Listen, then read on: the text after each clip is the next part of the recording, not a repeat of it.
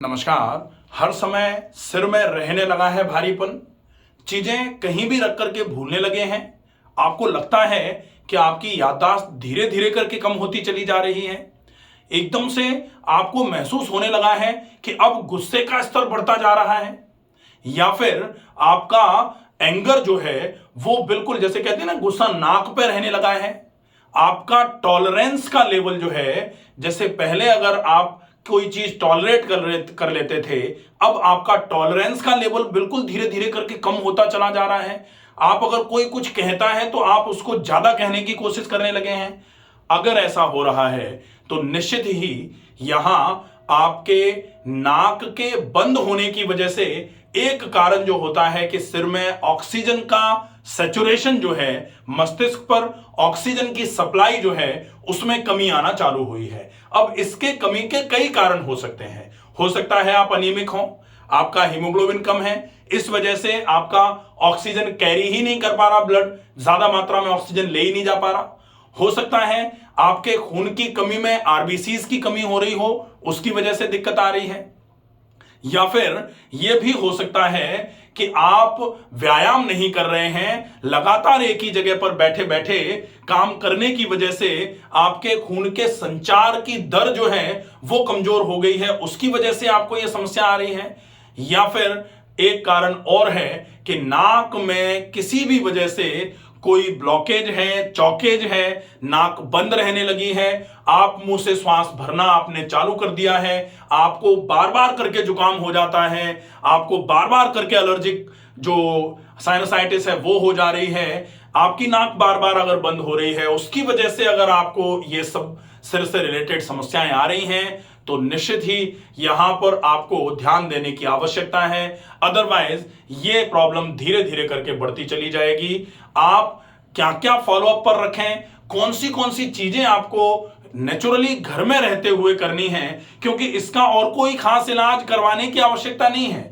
यहां कुछ छोटी छोटी चीजों का आपको ध्यान रखना है। अगर आपने वो पूरा ध्यान रख लिया तो ये बढ़ता हुआ सिर का भारीपन, ये बढ़ती हुई याददाश्त की कमजोरी, ये जो एकदम से लगातार दिन प्रतिदिन आप चीजें यहां रख के भूल गए, वहां चाबी रख के भूल गए, यहां कहीं आपने कोई फाइल रख के आपको याद नहीं आया, कोई सामान आपने कहीं रख दिया था अब आप ढूंढते घूम रहे हैं, या फिर आपको कभी कभी नाम स्किप हो जा रहा है आपके ब्रेन से।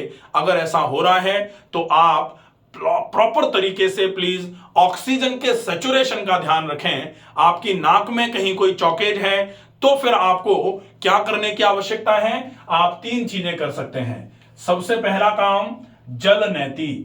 अगर आप रेगुलर जल नैती का अभ्यास करेंगे तो इससे नाक पूरे तरीके से अच्छे तरीके से साफ होती रहेगी, और नाक अगर साफ होती रही तो नाक के बंद होने का लगभग चांस जो है वो कम हो जाएगा। जल नैती करने के बाद जब जल नैती करके आप फ्री हो जाते हैं, दूसरे नंबर पर आप कर सकते हैं सफेदे की भाप।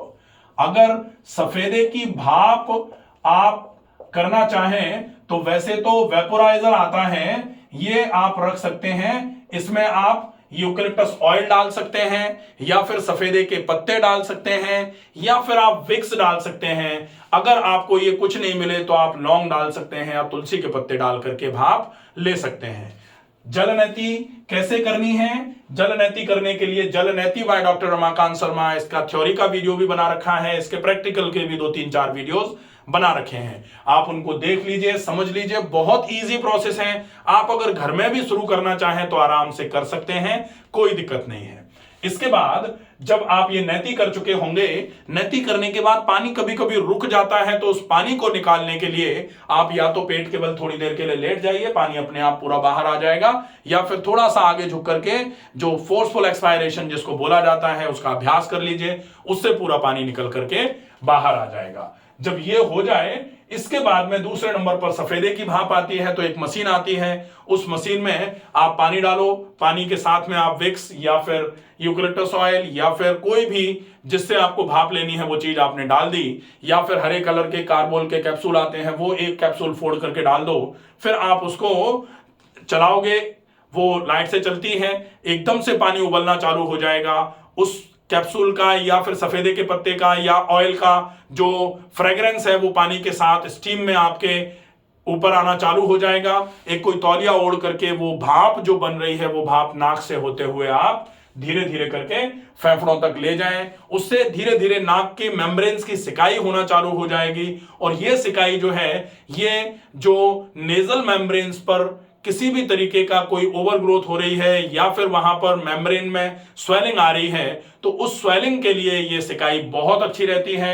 इससे धीरे धीरे करके नाक की जो अंदर की दीवारों में सूजन आने की वजह से नाक जो बंद हो रही थी वो धीरे धीरे करके खुलना चालू हो जाती है। तो ये भाप आपको 3 मिनट के आसपास लेनी है। 3 मिनट भाप लेने के बाद आप नाक को अच्छे तरीके से छिड़क दो, जोर से नाक छिड़क देंगे। उसके बाद जब ये भाप हो गई, अब आपको करना है नश्य।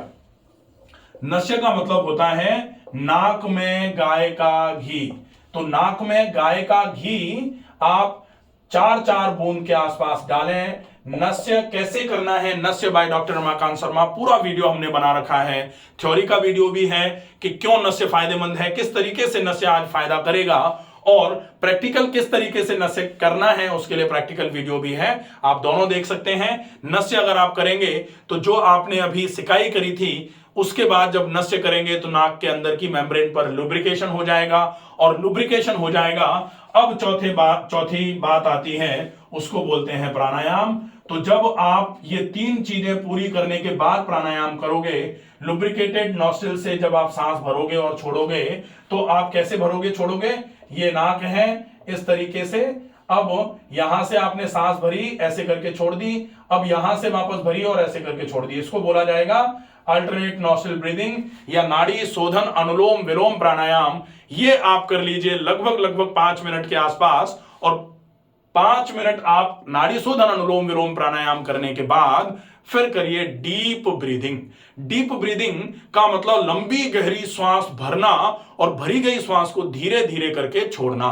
तो जब आप लंबी गहरी श्वास भरते हैं, ज्यादा मात्रा में श्वास को फेफड़ों तक ले जाते हैं, तो जो शुद्ध हवा आप फेफड़ों में अंदर तक ले जा रहे हैं उसमें ज्यादा मात्रा में ऑक्सीजन जा रहा है और वो ज्यादा मात्रा का ऑक्सीजन आपके फेफड़ों में गया तो फेफड़ों में एक्सचेंज होगा, कार्बन डाइऑक्साइड फेफड़ों में आ जाएगी, ऑक्सीजन फेफड़ों से खून की नलियों में चला जाएगा और फिर वो हार्ट में जाकर के हार्ट के माध्यम से पूरे शरीर में जाएगा और पूरे शरीर में जाते जाते वो ब्रेन तक भी अच्छी मात्रा में ऑक्सीजन पहुंचना चालू होगा। जैसे जैसे ऑक्सीजन का सैचुरेशन होना चालू हो जाएगा, आपकी ये जो बढ़ती हुई याददाश्त की कमजोरी थी या फिर सिर में जो बढ़ता हुआ भारीपन है, ये धीरे धीरे करके ठीक होना चालू हो जाएगा। ये समस्या आज लगातार बढ़ती जा रही है। जिसको देखो उसको सिर भारी, या फिर जिसको देखो उसको गुस्सा, जिसको देखो उसका टॉलरेंस कम होता चला जा रहा है। कोई कुछ सहन नहीं करना चाहता, हर कोई चाहता है कि हम सुना दें, लेकिन जिसको हम सुना रहे हैं वो भी चाहता है कि हम सुना दें और ये लड़ाई झगड़े का कारण बनता जा रहा है। अगर आप ये प्रोसेस फॉलो करेंगे तो धीरे धीरे करके आप देखेंगे कि आपके ब्रेन की फंक्शनल एबिलिटी धीरे धीरे करके बढ़ना चालू हो जाएगी। आपका चिड़चिड़ा स्वभाव जो होता चला जा रहा था वो धीरे धीरे करके रुकना चालू हो जाएगा और आप धीरे धीरे करके सामान्य जिंदगी जो होती है जिसमें आपको बहुत गुस्सा नहीं आ रहा, आपका दिमाग जो सिर है वो प्रॉपर तरीके से काम कर पा रहा है, आपकी याददाश्त कमजोर नहीं हो रही, आप लगातार चीजों को रख करके भूल नहीं रहे हैं, वो जीवन जो होता है उसका आनंद आप ले पाएंगे। आशा है ये वीडियो आपको पसंद आएगा। ज्यादा से ज्यादा लोगों तक इस वीडियो को पहुंचाएं। स्वस्थ रहिए, सुरक्षित रहिए। धन्यवाद।